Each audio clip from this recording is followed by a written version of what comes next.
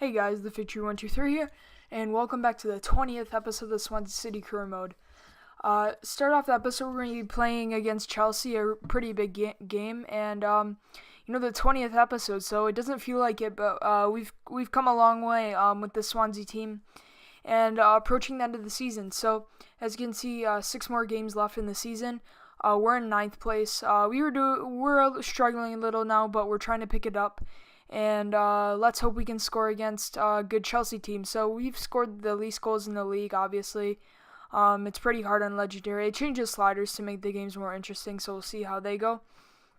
And playing against Chelsea, I think who are in the top 4 and have scored the most goals. So even though in real life they're not playing as well, recently got knocked out against PSG. In the Champions League, they're still a really good team on FIFA, and signed players like Jerome Boateng as well. So they're a team to be not to be reckoned with, and maybe we can get a win from this, like we did in the away fixture. I think which was the first game of our season. So to start off, Cesc Fabregas plays it off to Pedro. The former Barcelona men link up together to find Diego Costa. And that's a great header into the left corner. So to start off the game in the 23rd minute, that's a great cross by Pedro, the two Barca players linking up. And finding Diego Costa, who I hate, but he's still a great player and wins the header over. So as I explained in the last couple episodes, header's OP, and that's another sign of it. But taking nothing away, that was great technique to put it in the left corner. You could say Sportiello could have saved that, maybe should have saved that, but that's a great header by Costa, nice and powerful, and that's the first goal of the game. And that's his 14th goal of the season, so obviously he's playing well this year. One thing that's really weird in this game is, there's not a lot of goal scorers. I don't know if there's not a lot of goals in games, but, in real life, someone at least has 20 goals by this point in the season. And in FIFA, there's the highest goal tally I've ever seen is maybe 18 goals, the whole season. But in real life, there's better goal scorers than that, and I think they should work on that next year, because it's kind of unrealistic to see the Golden Boot going to 15 goals. But let's not talk about that now. And that goal is just the biggest fail ever. Gomi got the ball. I think he shot and then it deflected. And then Cahill tried to clear it, but Begovic put his foot in front of him. I don't get why he was starting with Courtois. As you can see, Cahill tried to control it out, but Begovic slid in it and put it in the corner. So that's the funniest, probably, own goal I've seen in FIFA this year. Really funny and unlucky from Chelsea, but goal's a goal, and everything counts. So it's 1-1 now, game on. Let's see if we can keep the results going. So now Matic gets the ball from Ramirez and moved to China now, but he plays it off to Diego Costa, who tried to get his second goal of the game. And as you can see, the game was I didn't finish recording the game. I don't understand why. I actually realized it wasn't recording until I started right in the beginning of the Newcastle game, so that's where he kicked off. So as you can see, penalty. I don't know why I didn't show the tackle, but it was dribbled down from the left side, and the player slid in and took him out. It was some kind of youth player from Newcastle, but it didn't really matter because Tim Krul saved it, and I was just really frustrated. We could have got a really early lead in the 7th minute, and but it was cleared away. So from the Chelsea game, actually ended 1-1. Sorry, I didn't explain that. But it ended 1-1, so a decent result from us, but heading into the Newcastle game, we can get a goal. So it was Sterry who gave up the penalty kick, and Newcastle go on the break. They get another chance. Jack Colbeck first shoots, and the ball gets hit up into the air, and then the header just loops over. It's the slowest header I've ever seen. As you can see, he saves it here. And Sportiello probably couldn't do anything about it. It's a great header right into the left corner. Just loops right over Sportiello. He couldn't even run to get it, and that's the first goal of the game. So poor result. I thought we could win against Newcastle. We're drawing against Chelsea, but it wasn't the case right now. And approaching the 45th minute, at halftime it was 1-0. So disappointing from us, even though we had more shots in the game. I really wanted to be more clinical, and I hope we can do it in the second half. So to start off the second half, Newcastle tried to get some possession. However, Sissoko Sissoko tries a shot, but it goes harmlessly wide and out. And Newcastle looked dominant through the game. Tovan plays it off to, I think, Wijnaldum, yes, who's been a great performer for Newcastle this season, but cleared away. Now, Wijnaldum got the ball. Wijnaldum played the ball, and Mitrovic just turned and got past the defender by a nice save by Sportiello, keeping us in the game. Now, the former Swansea player Shelby putting a shot, but another save by Sportiello. And now in the 89th minute, Haidara crossing it in. The header gets cleared away, goes back to the goal scorer Colback, but goes harmlessly over the bar.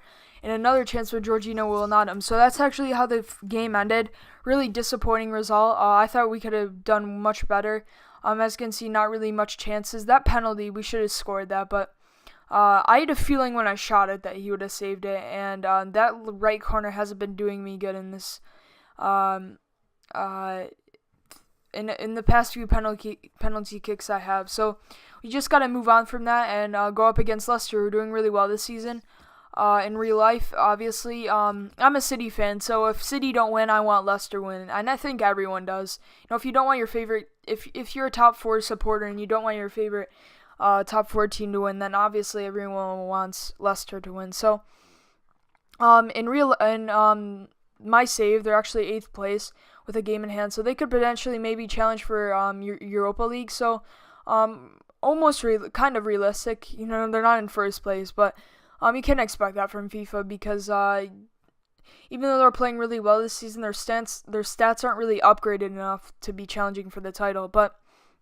And they're still a great team. Mahrez, of course, Vardy, players like Okazaki too, just run around the pitch the whole game and will be relentless. You know, Leicester play a really high pressure style, and maybe we can get a win from this. So, their midfield isn't the best, playing Hammond and Inler, I think, so it's not the best midfield, and maybe we can counter that. So to start the game, Conte plays it off to Mahrez, keeping possession. Vardy plays it off, Andre Ayew wins it, however, plays it to Gylfi Sigurdsson, puts a great through ball into Perez. Wes Morgan just looks at it and goes right past him, and Ayoze Perez, who actually gave a start to this game, because Gomi hasn't really been doing it for me this season. I'm probably going to look for another striker next season, but I decided to give the Newcastle striker a run in, and as you can see, even though it was a pretty bad shot, he should have gone the same side corner he was shooting from, but it didn't matter because we had the first goal of the game. So in the 4th minute, right from the get-go, we get the goal, and that's great to see from our team. But Leicester tried to respond with Okazaki, tries a shot, but it goes harmlessly wide. Gylfi Sigurdsson gets the ball from Ayoze. He plays it down the line to Ayew, who cuts inside, tries a finesse shot, but it gets cleared away. And now Ayoze Perez getting really involved in this game. Another chance, dribbling down the left, playing it through to Andre Ayew, who cut inside, tried a finesse shot, but it goes wide. Now Perez again winning the ball. Playing it through to Adrien Rabiot, who cuts inside, tries a shot, but saved by Schmeichel, and cleared away. Another chance in the 45th minute.